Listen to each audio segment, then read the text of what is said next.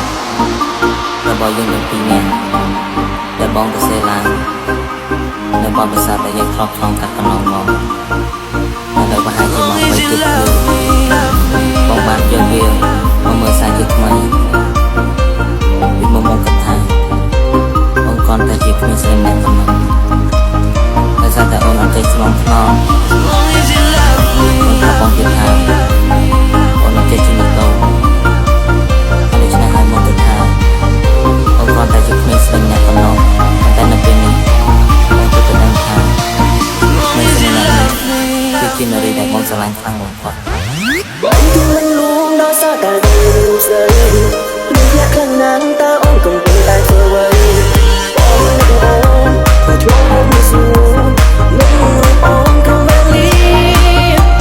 អូននឹងទេថាបងស្រឡាញ់បងប៉ុណ្ណាបានជីវិតបងទៅពីណែសង្ឃឹមយើងដែលហាក់បងស្រីថាបងនឹងតែអូនណាបង